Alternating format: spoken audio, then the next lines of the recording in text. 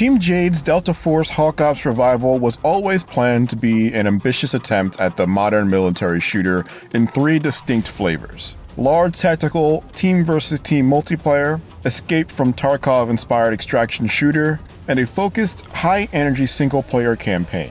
The Warfare and Operations modes launched last year to mostly positive reception, but the single-player campaign, a remake of the original Black Hawk Down game, inspired by the 1999 book that inspired the 2001 movie, was still in the oven cooking up a lot of intrigue.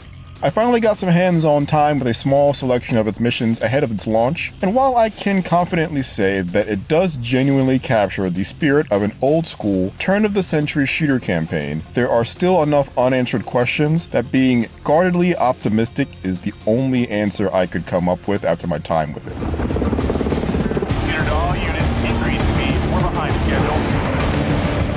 It's going to be pretty tough for people who didn't play the original game 20 years ago to compare it to Team Jade's modern interpretation directly, since it's not currently available digitally and physical copies of the old PC, PS2, and Xbox versions are becoming more and more scarce every year. But I was one of those people who was wading in the waves of the military shooter revolution at the time. The first Call of Duty launched the same year as Black Hawk Down, and Battlefield 1942 dropped the year prior. But I distinctly remember Black Hawk Down having some standout gameplay features that really raised the bar for the genre as a whole. It featured big, sprawling level maps that offer multiple ways to approach objectives. Some mission sequences would change dramatically depending on the current task, taking you from the back of a Humvee to an on-foot standoff with ambushers to a hurried escape via helicopter, all in the same chapter. And bullet physics and gun handling, specifically the more realistic projectile speeds, bullet drops, lethality, and recoil, made skirmishes less arcadey and more dangerous. Mixed with the absolutely arid checkpointing, Novologic's Black Hawk Down was one of the toughest games in the genre.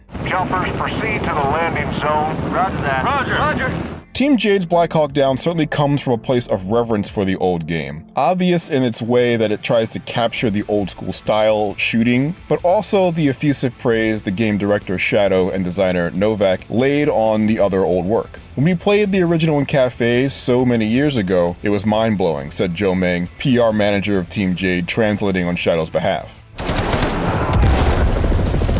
Playing the initial mission, where we infiltrated the city in search of the enemy stronghold via a rooftop from a building nearby, the tense exchanges of fire between my squad of 4, all played by other humans in co-op, and the enemies proved that keeping bullets dangerous was a top priority in their translation. It didn't take much to drop us to dangerously low health, and that health did not restore itself after being out of combat for a bit. Only specific health restoratives could get us back to ship shape, and only medics, one of the 4 classes available to choose from, could provide them. All units, when you're on the ground, establish your perimeter quickly.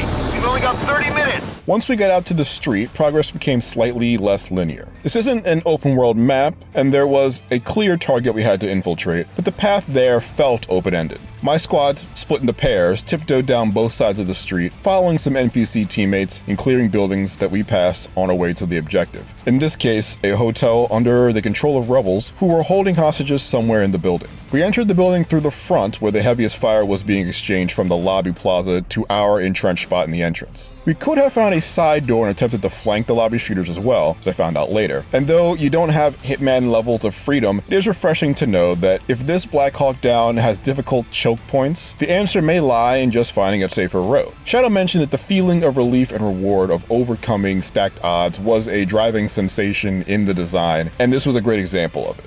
How much longer? 5 minutes, sir! What? 5 minutes! This mission was a little more linear than the next one we tried, which saw us sprinting through a claustrophobic shanty town, attempting to get to the crashed Black Hawk helicopters. The mission's pace and setting was very reminiscent of the original's Valiant Heroes mission, which featured a maze of buildings players had to navigate while freeing stranded friendly soldiers from incoming militia. Both used the labyrinth as an advantage for the enemies, who could pop up around corners without warning. But where the original made you differentiate between hostile militia members and disgruntled civilians, penalizing you for harming the latter, this updated version treated everyone in the branching alleyways or dusty markets that wasn't you as an enemy. Visible Visibility of the target area is poor. You're on your own to find the landing site. Received. Team Jades does add snipers who can shoot players from long distances from the relative safety of clock towers several blocks away, uses modern environment design trends to make the city dense with small open shacks and streets to navigate, and checkpoints that bottleneck the sprawling neighborhoods into points of entrenched resistance where more direct assault is required to continue. This is where the difficulty was its most intense, as enemies appeared from all directions, constantly moving while obscured by buildings and searching diligently for angles to take us by surprise. On the floor!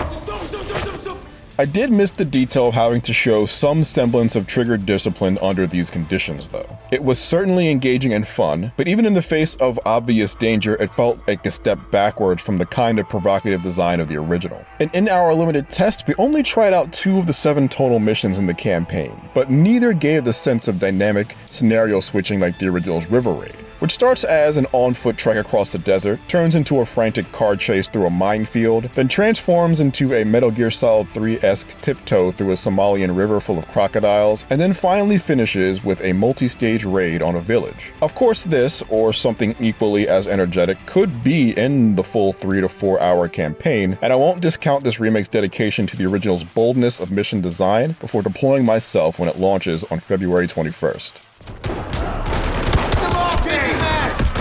For more on Delta Force, don't miss our review of the multiplayer version that is out now. And for everything else in the world of video games, stick with IGN.